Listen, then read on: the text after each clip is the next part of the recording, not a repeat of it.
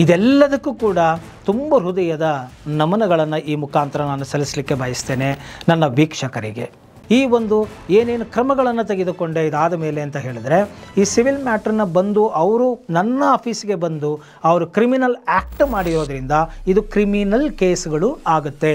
ಅದಕ್ಕಾಗಿ ಅವರಿಗೆ ಪೊಲೀಸ್ ಕಂಪ್ಲೇಂಟನ್ನು 24ನೇ ತಾರೀಕು ನಾನು ಅವರಿಗೆ ಒಂದು ಕಂಪ್ಲೇಂಟನ್ನು ಕೊಡ್ತೇನೆ. ಅದಾದ ಮೇಲೆ ನಾನು ಏನು ಮಾಡ್ತೀನಿ,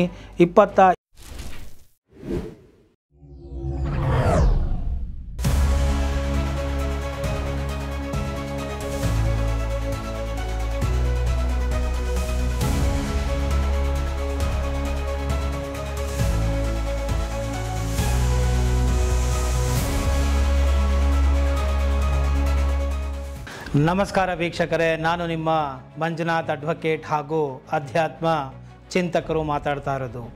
ಈ ಒಂದು ಮಂಜುನಾಥ್ ಅಡ್ವೊಕೇಟ್ ಎಂಬುವಂತಹ ಕಾನೂನಿನ ಚಾನಲನ್ನು ಮತ್ತೆ ಈಗ ನೂತನವಾಗಿ ಜನರಿಗೆ ನ್ಯಾಯ, ನೀತಿ, ಧರ್ಮ ಇವುಗಳ ಪರಿಚಯ ಮಾಡಬೇಕು ಅಂತ ಹೇಳಿ ಈ ಒಂದು ಅಂತರ್ಯಾಮಿ ಸ್ಪಿರಿಚುಯಲ್ ಎಂಬುವಂತಹ ಹೊಸ ಚಾನಲನ್ನು ಓಪನ್ ಮಾಡಿದ್ದೇನೆ. ಇದರ ಮುಖಾಂತರ ಆಧ್ಯಾತ್ಮಿಕ ವಿಚಾರಗಳನ್ನು ನೀಡ್ತಾ ಬರ್ತೇನೆ. ನಮಸ್ಕಾರ ವೀಕ್ಷಕರೇ, ನಾನು ನಿಮ್ಮ ಮಂಜುನಾಥ್ ಅಡ್ವೊಕೇಟ್ ಮಾತಾಡ್ತಾ ಇರೋದು. ಕಳೆದ ವಿಡಿಯೋದಲ್ಲಿ ನನ್ನ ಮೇಲೆಯೇ ಆದಂತಹ ಒಂದು ದೌರ್ಜನ್ಯದ ಕುರಿತು ವಿಡಿಯೋವನ್ನು ಮಾಡಿ ಹಾಕಿದ್ದೆ. ಈಗ ಆ ಒಂದು ವಿಡಿಯೋವನ್ನು ನೋಡಿ ಸಾಕಷ್ಟು ಜನರು ನೋಡಿದ್ರು. ಸರಿಸುಮಾರು 27,000ಕ್ಕೂ ಹೆಚ್ಚು ಜನ ಈ ಒಂದು ವಿಡಿಯೋವನ್ನು ಒಂದು ದಿನದಲ್ಲಿ ನೋಡಿದ್ದೀರಾ. ನೀವು ಪ್ರೀತಿಪೂರ್ವಕವಾಗಿ ಸ್ಪಂದಿಸಿದ್ದೀರಾ, ನಿಮ್ಮ ಅಭಿಪ್ರಾಯಗಳನ್ನು ನೀವು ವ್ಯಕ್ತಪಡಿಸಿದ್ದೀರಾ ಕಾಮೆಂಟ್ಗಳ ಮುಖಾಂತರ. ಹಾಗೂ ನಿಮ್ಮಗಳಿಗೆ ಆದಂತಹ ಕೆಲವು ವೈಯಕ್ತಿಕವಾದಂತಹ ಒಂದು ತೊಂದರೆಗಳು, ಅನ್ಯಾಯಗಳನ್ನು ಕಾಮೆಂಟ್ಗಳ ಮುಖಾಂತರ ವ್ಯಕ್ತಪಡಿಸಿದ್ದೀರಾ ಮತ್ತು ಪ್ರೀತಿಯನ್ನು ವ್ಯಕ್ತಪಡಿಸಿದ್ದೀರಾ. ನನ್ನ ಪರವಾಗಿ ಒಂದು ಒಳ್ಳೆಯ ಮಾತುಗಳನ್ನು ಆಡಿದ್ದೀರಾ. ಇದೆಲ್ಲದಕ್ಕೂ ಕೂಡ ತುಂಬ ಹೃದಯದ ನಮನಗಳನ್ನು ಈ ಮುಖಾಂತರ ನಾನು ಸಲ್ಲಿಸಲಿಕ್ಕೆ ಬಯಸ್ತೇನೆ ನನ್ನ ವೀಕ್ಷಕರಿಗೆ. ಹಾಗೂ ಕಾಮೆಂಟ್ ಮಾಡಿ ಅವರ ಅಭಿಪ್ರಾಯವನ್ನು ತಿಳಿಸಿದಂತಹ ಪ್ರಾಮಾಣಿಕವಾದಂತಹ ಒಂದು ಕಾಮೆಂಟ್ದಾರರು ಯಾರಿದ್ದಾರೆ ಅವರೆಲ್ಲರಿಗೂ ಕೂಡ ನಾನು ಯಾವಾಗಲೂ ಸದಾ ಋಣಿಯಾಗಿರ್ತೇನೆ. ಧನ್ಯವಾದಗಳನ್ನು ಅರ್ಪಿಸಲಿಕ್ಕೆ ಈ ಒಂದು ವಿಡಿಯೋವನ್ನು ಮಾಡ್ತಾ ಇದ್ದೇನೆ. ಜೊತೆಗೆ ಇದು ಏನಾಗಿತ್ತು ಎಂಬುದರ ಒಂದು ಅಪ್ಡೇಷನ್ ಕೂಡ ಕೇಳ್ತಾ ಇದ್ದಾರೆ. ಆ ಒಂದು ಕಾರಣದಿಂದ ನಾನು ಈ ಒಂದು ವಿಡಿಯೋವನ್ನು ಮಾಡ್ತಾ ಇದ್ದೇನೆ. ಈಗಾಗಲೇ ಏನು ಕ್ರಮವನ್ನು ತೆಗೆದುಕೊಂಡಿದ್ದೀರಿ ಅಂತಾದರೆ ನೋಡಿ, ಈಗ ನಾನು ನನ್ನ ಈ ಒಂದು ಕೃತ್ಯ ಏನಿದೆಯಲ್ಲ, ಈ ಒಂದು ಅಗ್ರಿಮೆಂಟ್ ಹಾಕ್ಕೊಂಡಿರೋದು ನಾನು ಇಂಡಿವಿಜುವಲ್ ಆಗಿ ಹಾಕ್ಕೊಂಡಿರೋದ್ರಿಂದ ಇದು ಸಿವಿಲ್ ಡಿಸ್ಪ್ಯೂಟ್. ಇದು ಪ್ರಾಪರ್ಟಿನ ಅವರು ಬರ್ತಾರೆ, ಬೈ ಮಾಡಿ ಅಂತ ಹೇಳಿ ಬರ್ತಾರೆ, ಅವರು ಮಾತು ಕೊಡ್ತಾರೆ, ಅದ್ರ ಪ್ರಕಾರ ಅವರೆಲ್ಲ ತಿಳಿದು ಅಡ್ವಾನ್ಸ್ ತಗೊಳ್ತಾರೆ. ಅದಾದ ನಂತರ ಅವರು ಬಂದು ಕ್ಯಾನ್ಸಲ್ ಮಾಡಿ ಅಂತೇಳಿ ಏಕಾಏಕಿ ಒಂದು ಕುತಂತ್ರ ಮಾರ್ಗದಿಂದ ನನ್ನ ಬಳಿ ಬರ್ತಾರೆ. ಸೊ ನಾನು ಅದಕ್ಕೆ ಒಪ್ಪೋದಿಲ್ಲ. ಅದಕ್ಕೆ ಇವರು ಏಕಾಏಕಿ ಯಾವುದೋ ಒಂದು ಪ್ರೀ ಪ್ಲ್ಯಾನ್ಡ್ ಸಂಚನ್ನು ಮಾಡಿಕೊಂಡು, ಕಾನ್ಸ್ಪಿರಸಿ ಮಾಡಿಕೊಂಡು, ಯಾರದೋ ಕುಮ್ಮಕ್ಕಿನಿಂದ ಬಂದು ನನ್ನನ್ನು ತೇಜೋವಧೆ ಮಾಡಿ ಅವಮಾನಗೊಳಿಸುವಂತಹ, ಪ್ರವೋಕ್ ಮಾಡುವಂಥ, ಪ್ರಚೋದಿಸುವಂತಹ ಕೆಲಸವನ್ನು ಒಬ್ಬ ವಕೀಲರು ಅವರ ಕಚೇರಿಯಲ್ಲಿ ಕೆಲಸ ನಿರ್ವಹಿಸುವಂಥ ಸಂದರ್ಭದಲ್ಲಿ ಮಾಡ್ತಾರೆ. ಮಾಡಿದಾಗ ನಾನೇನಾದ್ರು ಪ್ರವೋಕ್ ಆಗಿ ನಾನು ಮಾತನಾಡಿದಾಗ ಅದೇ ಸಂದರ್ಭವನ್ನು ಉಪಯೋಗಿಸಿಕೊಂಡು ಬಿಟ್ಟು ನನ್ನ ಮೇಲೆ ಇಲ್ಲ ಸಲ್ಲದ ಕ್ರಮಗಳನ್ನು ತೆಗೆದುಕೊಂಡು ಬಿಡೋಣ ಎಂಬುವಂತಹ ಒಂದು ಪಾಪ ಬಹಳ ಆಸೆಯನ್ನು ಇಟ್ಟುಕೊಂಡು ಬಂದಿದ್ರು ಅನಿಸುತ್ತೆ.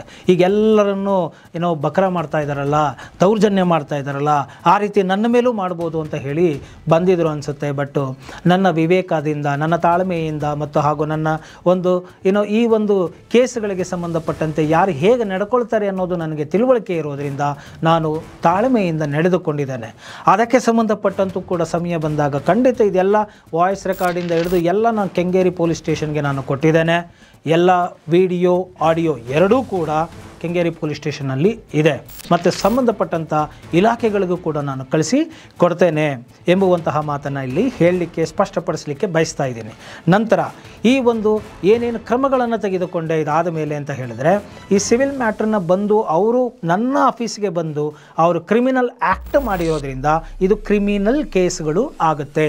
ಅದಕ್ಕಾಗಿ ಅವರಿಗೆ ಪೊಲೀಸ್ ಕಂಪ್ಲೇಂಟನ್ನು 24ನೇ ತಾರೀಕು ನಾನು ಅವರಿಗೆ ಒಂದು ಕಂಪ್ಲೇಂಟನ್ನು ಕೊಡ್ತೇನೆ. ಅದಾದ ಮೇಲೆ ನಾನು ಏನು ಮಾಡ್ತೀನಿ, 27ನೇ ತಾರೀಕು ಅದು ಮತ್ತೆ ಅದನ್ನು ಅವರು ಏನೇನು ಕ್ರಮಗಳನ್ನು ಮಾಡಿದ್ರು ಸರ್ಕ್ಯುಲೇಟ್ ಮಾಡೋಕ್ಕೆ ಗ್ರೂಪ್ಗಳಲ್ಲಿ ಅದನ್ನು ಕೂಡ ತೆಗೆದುಕೊಂಡು 27ನೇ ತಾರೀಕು ಒಂದು ಕಂಪ್ಲೇಂಟನ್ನು ನಾನು ಮಾಡ್ತೇನೆ. ಆ್ಯಡ್ ಆ್ಯಂಡಮ್ ಪೊಲೀಸ್ ಕಂಪ್ಲೇಂಟ್ ಅಂತ ಹೇಳಿ ಕಳಿಸ್ಕೊಡ್ತೇನೆ ನೋಡಿ, ಅದು ಕೂಡ ಇಲ್ಲಿ ಕೊಟ್ಟಿದ್ದೇನೆ. ನಂತರ ಆ ಪೊಲೀಸ್ ಕಂಪ್ಲೇಂಟಲ್ಲಿ ನೀವು ವಿಡಿಯೋಗಳಲ್ಲಿ ನೋಡುವ ಹಾಗೆ ಸಾಕಷ್ಟು ಸೆಕ್ಷನ್ಗಳನ್ನು ಇನ್ಸರ್ಟ್ ಮಾಡಿರ್ತೇವೆ. ಅವರು ಮಾಡಿರುವಂತಹ ಅಪರಾಧಿಕ ಕೃತ್ಯಗಳ ಆಧಾರದ ಮೇಲೆ ನಾನು ಕಂಪ್ಲೇಂಟ್ಗಳನ್ನು ಮಾಡಿರ್ತೇನೆ. ಅದೇನಪ್ಪ ಅಂದರೆ ಸೆಕ್ಷನ್ 329 ಕ್ರಿಮಿನಲ್ ಟ್ರೆಸ್ಪಾಸ್ ಮತ್ತು ಹೌಸ್ ಟ್ರೆಸ್ಪಾಸ್ ಆ್ಯಂಡ್ ಸೆಕ್ಷನ್ 189 ಬಂದು ಅನ್ಲಾಫುಲ್ ಅಸೆಂಬ್ಲಿಗೆ ಸಂಬಂಧಪಟ್ಟಂತೆ ನಾನು ಆ ಒಂದು ಸೆಕ್ಷನ್ನ ಇನ್ಸರ್ಟ್ ಮಾಡಿರ್ತೇನೆ. ಇನ್ನು ಎರಡನೆಯದಾಗಿ ಸೆಕ್ಷನ್ 353 ಕೂಡ ಹಾಕಿರ್ತೇನೆ. ಅದರಲ್ಲಿ statements conducting to public mischief and section 196 promoting enmity between different groups ಅಂತ ಹೇಳಿಬಿಟ್ಟು BNS ಕಾನೂನರಲ್ಲಿ ಅದನ್ನು ಹಾಕಿರ್ತೇನೆ. ತದನಂತರ ಏನಪ್ಪ ಅಂತ ಹೇಳಿದ್ರೆ ಸೆಕ್ಷನ್ 351 ಕೂಡ ನಾನು ಅದರಲ್ಲಿ ಮೆನ್ಷನ್ ಮಾಡಿರ್ತೇನೆ. Criminal intimidation and blackmail ಎಂಬುವಂತಹ ಸೆಕ್ಷನ್ನ ಇನ್ಸರ್ಟ್ ಮಾಡಬೇಕು ಅಂತ ಹೇಳಿ ಹಾಕಿದ್ದೇನೆ. ಅದಕ್ಕೆ ಸಂಬಂಧಪಟ್ಟಂತಹ ಕೃತ್ಯಗಳನ್ನು ನೀವು ಈ ಒಂದು ಆಡಿಯೋಗಳಲ್ಲೂ ಕೂಡ ನೀವು ನೋಡಬಹುದಾಗಿದೆ. ಇನ್ನು ಸೆಕ್ಷನ್ 61 ಇದು ಕ್ರಿಮಿನಲ್ ಕಾನ್ಸ್ಪಿರಸಿ ಆ್ಯಂಡ್ ಅಬೆಟ್ಮೆಂಟ್.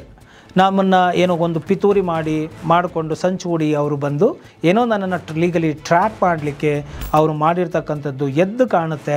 ಮತ್ತು ಅವರ ನಡವಳಿಕೆಗಳು ಕ್ಲಿಯರಾಗಿ ಅವರ ಡೈಲಾಗ್ಸ್ಗಳು ಗೊತ್ತಾಗುತ್ತೆ. ಅವರು ಬಂದಿದ್ದು ಮಾತಾಡೋದಕ್ಕಲ್ಲ, ಅವರು ಏನೋ ಮೈಂಡಲ್ಲಿ ಇಟ್ಕೊಂಡು ಕ್ರಿಮಿನಲ್ ಕಾನ್ಸ್ಪಿರಸಿ ಇಟ್ಕೊಂಡು ಏನೋ ನನ್ನನ್ನು ಲೀಗಲ್ ಟ್ರ್ಯಾಪ್ ಮಾಡೋಕ್ಕೆ ಬಂದಿರೋದು. ಮತ್ತು ಅವ್ರ ಮಾತುಗಳು ಗೊತ್ತಾಗುತ್ತೆ, ಅವರು ಇನ್ನೂಸೆಂಟ್ ಅಲ್ಲ, ಅವರು ಎಷ್ಟು ಏನೋ ಕಾನ್ಸ್ಪಿರಸಿ ಇದೆ, ಎಷ್ಟು ಕ್ರಿಮಿನಲ್ ಮೈಂಡ್ ಇಟ್ಕೊಂಡು ಅವರು ಬಂದು ಮಾತಾಡಿದ್ದಾರೆ ಅನ್ನೋದು ನಿಮಗೆ ಗೊತ್ತಾಗ್ತಾ ಹೋಗುತ್ತೆ ನೀವು ಆ ಆಡಿಯೋಗಳನ್ನು ನೀವು ಕೇಳಿದಾಗ. ಸೊ ಸಮಯ ಬಂದಾಗ ಅವೆಲ್ಲವೂ ಕೂಡ ಸಾರ್ವಜನಿಕ ವೇದಿಕೆಗಳಲ್ಲಿ ನಾನು ಮಾಡ್ತೇನೆ.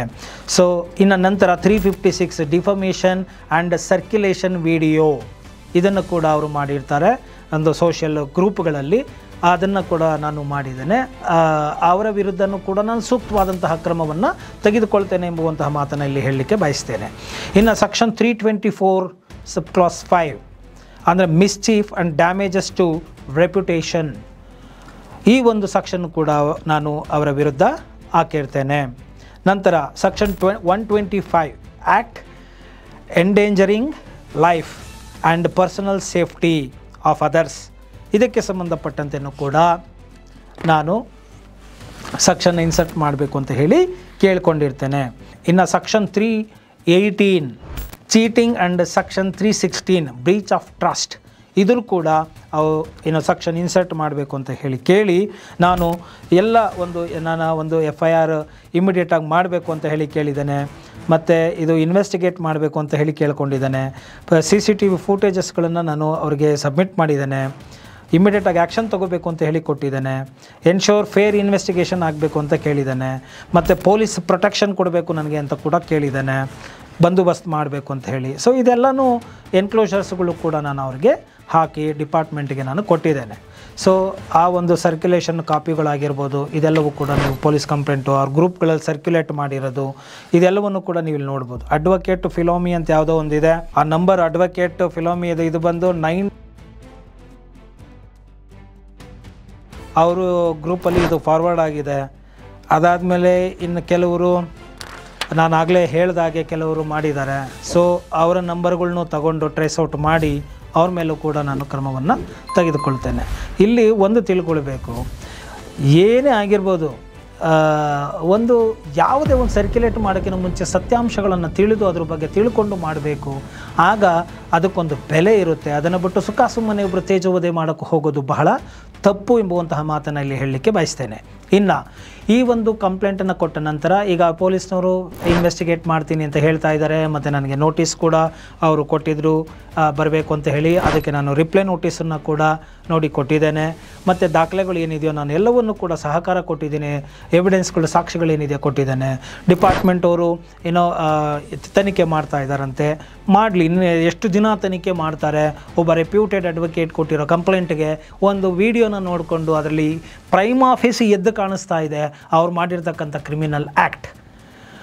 ಆದರೆ ಇಲ್ಲಿ ಬೇಕಾಗಿರೋದು ಪೊಲೀಸ್ನವ್ರಿಗೆ ಸಂಬಂಧಪಟ್ಟಿದ್ದೇನು, ನನ್ನ ಯಾವ ಒಂದು ಆಧಾರದ ಮೇಲೆ ಅವ್ರು ಬಂದು ಗಲಾಟೆ ಮಾಡಿದ್ರು ಆ ದಾಖಲೆಗಳು ಕೇಳಿದರೆ ನಾವು ಕೊಟ್ಟಿದ್ದೇವೆ.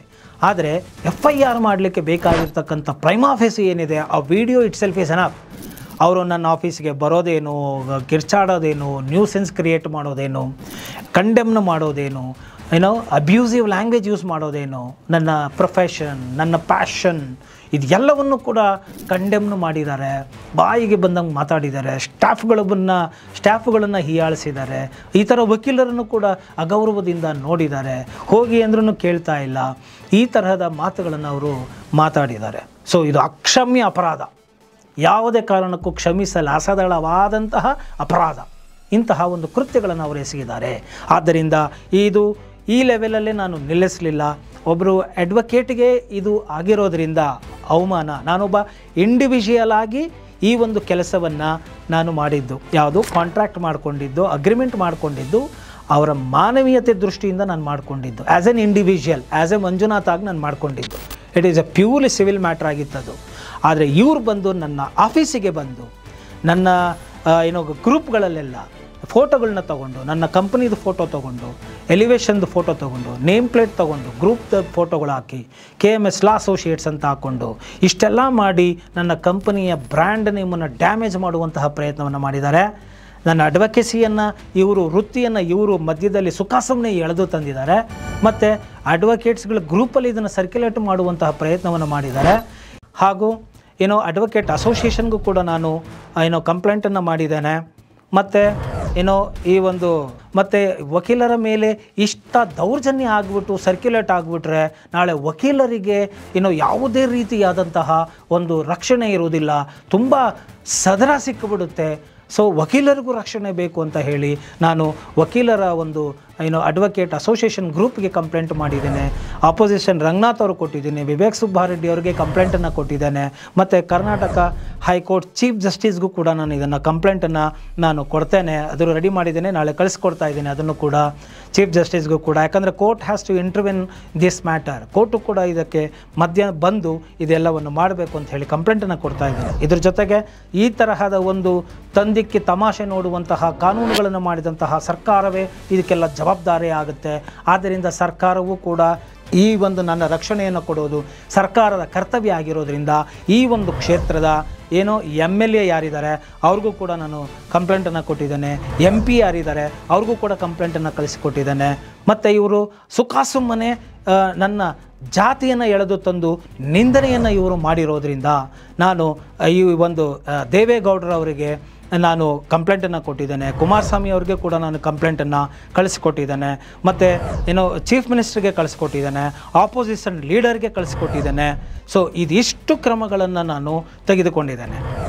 ನನಗೆ ರಕ್ಷಣೆ ಬೇಕು. ಮತ್ತು ನನಗಾದಂತಹ ಒಂದು ಅನ್ಯಾಯಕ್ಕೆ ನ್ಯಾಯ ಬೇಕೇ ಬೇಕು. ಇದು ನನ್ನೊಬ್ಬನ ಮೇಲೆ ಆದಂತಹ ಅನ್ಯಾಯ ಆಗಿದ್ದರೆ ನಾನು ಸುಮ್ಮನಾಗ್ತಾ ಇದ್ದೆ. ಆದರೆ ಇಂಡಿವಿಜುವಲ್ ಆಗಿರೋದನ್ನು ಇವರು ತಗೊಂಡು ಬಂದು ಅಡ್ವೊಕೇಸಿನ ಮಧ್ಯದಲ್ಲಿ ಎಳೆದು ಸುಮ್ಮನೆ ಇವರು ಇಷ್ಟೆಲ್ಲ ಮಾಡಿರೋದ್ರಿಂದ, ಇವತ್ತು ಅವರೇ ಬಿಂಬಿಸಿರೋದ್ರಿಂದ ಇದು ಒಂದು ವಕೀಲರ ಒಂದು ಗೌರವಕ್ಕೆ ಧಕ್ಕೆ ಬರಬಾರ್ದು ಅನ್ನೋ ಕಾರಣದಿಂದ ಇದನ್ನು ನಾನು ಸೀರಿಯಸ್ ಆಗಿ ತಗೊಂಡು ಇದನ್ನು ಮುಂದುವರಿಸ್ತಾ ಇದ್ದೇನೆ. ಮತ್ತು ಈ ತರಹದ ಒಂದು ಜಾತಿ ಹೆಸರುಗಳನ್ನು ಟ್ರಂಪ್ ಕಾರ್ಡ್ ಆಗಿ ನೇಮ್ ಕಾರ್ಡ್ ಆಗಿ ಬಳಸಿಕೊಂಡು ದೌರ್ಜನ್ಯ ಈ ಕೂಡಲೇ ನಿಲ್ಲಬೇಕು. ಇದಕ್ಕೆ ಸೂಕ್ತವಾದಂತಹ ಕಾನೂನು ಬರಬೇಕು. ಮನುಷ್ಯನ ಅಮಾಯಕನ ಅಥವಾ ಆತನು ಹಿಂದುಳಿದವನ ಇದೆಲ್ಲವೂ ಕೂಡ ಆತನ ಒಂದು ಆರ್ಥಿಕ ಪರಿಸ್ಥಿತಿ ಆಧಾರದ ಮೇಲೆ, ಸ್ಥಾನಮಾನಗಳ ಆಧಾರದ ಮೇಲೆ ಈ ಒಂದು ಪ್ರಿವಿಲೇಜಸ್ಗಳನ್ನು ಕೊಡಬೇಕೇ ಹೊರತು ಕೇವಲ ಜಾತಿಯ ಆಧಾರದ ಮೇಲೆ ಅವರು ಎಷ್ಟೇ ಉತ್ಕೃಷ್ಟರಾಗಿರಲಿ, ಆರ್ಥಿಕವಾಗಿ ಬಲಿಷ್ಠರಾಗಿರಲಿ, ಓದ್ಕೊಂಡಿರಲಿ, ಅವ್ರನ್ನ ಅಮಾಯಕರು ಅಂತ ಹೇಳಿ ತೀರ್ಮಾನ ಮಾಡೋದು ಕ್ಷುಲ್ಲಕವಾದಂತಹ ವಿಚಾರ ಆಗಿದೆ. ಸಾಮಾನ್ಯ ಜ್ಞಾನವೇ ಇಲ್ಲದಂತೆ ಈ ತರಹದ ಕಾನೂನುಗಳನ್ನು ಮಾಡಬಾರದು. ಇದನ್ನು ಈ ಕೂಡಲೇ ತೊಲಗಿಸಬೇಕು. ಇಂಥ ಪ್ರಿವಿಲೇಜಸ್ಗಳನ್ನು ಕೊಡಬಾರ್ದು. ಸೊ ಎಲ್ಲ ಜಾತಿನೇ ಬೇಡ ಅಂತ ನಾನು ಹೇಳ್ತಾ ಇದ್ದೀನಿ. ಇಂಡಿಯನ್ ಅಂತ ತೊಗೊಂಬಿಡಿ ಅಷ್ಟೇ, ಎಲ್ಲರನ್ನು ಗೌರವಿಸಿ. ಇಷ್ಟೇ ನಾನು ಹೇಳ್ತಾ ಇರೋದು. ನನ್ನ ಹಳೆ ವಿಡಿಯೋಗಳನ್ನು ಕೂಡ ನೀವು ನೋಡಿ, ಪ್ರತಿಯೊಬ್ಬರಿಗೂ ಗೌರವಿಸಿ ಅಂತಲೇ ಹೇಳ್ತಾ ಇರೋದು. ಜಾತಿಗೂ ನನಗೂ ಸಂಬಂಧನೇ ಇಲ್ಲ. ಆದರೆ ಇವರು ಎಳೆದು ತಂದಿರೋದ್ರಿಂದ ಆ ಒಂದು ಮುಖ್ಯಸ್ಥರು ಯಾರಿದ್ದಾರೆ ಅವ್ರ ಗಮನಕ್ಕೂ ಕೂಡ ನಾನು ಇದನ್ನು ತಂದಿದ್ದೇನೆ. ಸೊ ಸೂಕ್ತವಾದಂತಹ ಒಂದು ರೀತಿಯಲ್ಲಿ ಕಾನೂನು ಕ್ರಮವನ್ನು ತೆಗೆದುಕೊಂಡು ಇಂಥ ದೌರ್ಜನ್ಯಗಳು ನಿಲ್ಲಬೇಕು ಎಂಬುದು ನನ್ನ ಸದುದ್ದೇಶ ಆಗಿದೆ ಎಂಬುವಂತಹ ಮಾತನ್ನು ಇಲ್ಲಿ ಹೇಳಲಿಕ್ಕೆ ಬಯಸ್ತೇನೆ. ಸೊ ಇದೇ ರೀತಿಯಾಗಿ ವಿಡಿಯೋಗಳನ್ನು ನೀವು ನೋಡ್ತಾ ಇರಿ.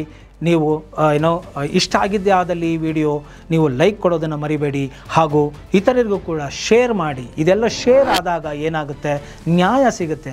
ಒಬ್ಬನೇ ಹೋರಾಟ ಮಾಡಿದ್ರೆ ಏನೂ ಸಿಗೋದಿಲ್ಲ. ಒಗ್ಗಟ್ಟಿನಲ್ಲಿ ಬಲವಿದೆ. ನಾವು ಏನೇ ಅನ್ಯಾಯ ಆದರೆ ನಾವು ಬೀದಿಗಿಳಿಬೇಕು.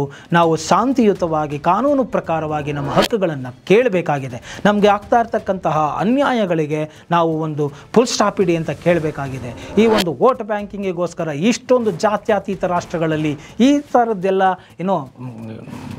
ಸಾಮಾನ್ಯ ಜ್ಞಾನವೇ ಇಲ್ಲದಂತಹ ಒಂದು ಪ್ರಿವಿಲೇಜಸ್ಗಳನ್ನು ಕೊಟ್ಟುಕೊಂಡು ಮಾಡ್ತಾ ಇದ್ದಾರೆ. ಈ ಅಂಬೇಡ್ಕರ್ ಪರಮ ಪವಿತ್ರರಾದಂತಹ, ದೇವರಿಗೆ ಸಮಾನರಾದಂತಹ, ನಮಗೆ ಸಂವಿಧಾನವನ್ನು ಕೊಟ್ಟಂತಹ, ನಮ್ಮೆಲ್ಲರ ಹಕ್ಕುಗಳನ್ನು ಕಾಪಾಡಿದಂತಹ ಅಂಬೇಡ್ಕರ್ ಅವರು ಅವರ ಒಂದು ಹೆಸರನ್ನು ಬಳಸಿಕೊಂಡು ಅವರ ಹೆಸರಿಗೆ ಚ್ಯುತಿ ಬರುವ ರೀತಿಯಲ್ಲಿ ಎಲ್ಲೋ ಕೆಲವರು ಈ ರೀತಿಯಾಗಿ ನಡೆದುಕೊಂಡು ಬಿಡ್ತಾರೆ. ಇದರಿಂದ ಬೇರೆಯವ್ರಿಗೂ ಕೂಡ ತೊಂದರೆ ಆಗ್ತಾ ಹೋಗುತ್ತೆ. ಆದ್ದರಿಂದ ಇಂತಹ ಯಾರು ನಡವಳಿಕೆಗಳನ್ನು ತೋರಿಸ್ತಾರೋ ಅಂಥವರ ವಿರುದ್ಧ ಸಂಘಗಳೇ ಕ್ರಮಗಳನ್ನು ತೆಗೆದುಕೊಳ್ಳಬೇಕು ಎಂಬುವಂತಹ ಮಾತನ್ನು ಕೂಡ ಹೇಳ್ತಾ ನಾನು ಈ ಒಂದು ವಿಡಿಯೋವನ್ನು ಇಲ್ಲಿಗೆ ಮುಗಿಸ್ತಾ ಇದ್ದೀನಿ. ಮತ್ತೊಮ್ಮೆ ಕಾಮೆಂಟನ್ನು ಮಾಡಿ ಒಂದು ನೈತಿಕ ಬೆಂಬಲವನ್ನು ಕೊಟ್ಟಂತಹ ನನ್ನ ಎಲ್ಲ ವೀಕ್ಷಕರಿಗೂ ಕೂಡ ನಾನು ಹೃದಯಪೂರ್ವಕವಾಗಿ ಈ ಮೂಲಕ ನಮಸ್ಕಾರಗಳನ್ನು ಮಾಡಲಿಕ್ಕೆ ಬಯಸ್ತೇನೆ. ನಿಮ್ಮ ಪ್ರೀತಿ, ನಿಮ್ಮ ಆಶೀರ್ವಾದ ನನಗೆ ಹೃದಯ ತುಂಬಿ ಬಂದಿದೆ. ಯಾಕೆ ಅಂತ ಹೇಳಿದ್ರೆ 5 ವರ್ಷಗಳಿಂದ ತುಂಬ ಪ್ರಾಮಾಣಿಕ ಸೇವೆಯನ್ನು ಮಾಡ್ತಾ ಬಂದಿದ್ದೇನೆ. ಸಮಾಜಕ್ಕೆ ಒಳಿತಾಗಲಿ ಅಂತ ಹೇಳಿ ನಾನು ಕಾನೂನನ್ನು ನನಗೆ ತಿಳಿದಷ್ಟು ಮಟ್ಟಿಗೆ ಹಂಚ್ತಾ ಬಂದಿದ್ದೇನೆ. ಸರಳವಾಗಿ ಇದನ್ನು ಒಪ್ಪೋರಾದರೆ ನಿಮ್ಮ ಸಪೋರ್ಟ್ ಹೀಗೆ ಮುಂದುವರಿಲಿ, ಕಾಮೆಂಟ್ಗಳು ಮುಂದುವರಿಲಿ ಅಂತ ಹೇಳ್ತಾ ಈ ವಿಡಿಯೋಲಿ ಮುಗಿಸ್ತಾ ಇದ್ದೀನಿ. ಜೈ ಹಿಂದ್, ಜೈ ಕರ್ನಾಟಕ ಮಾತೆ. ನಾನು ಅಪ್ಡೇಟನ್ನು ಮಾಡ್ತಾ ಇರ್ತೇನೆ.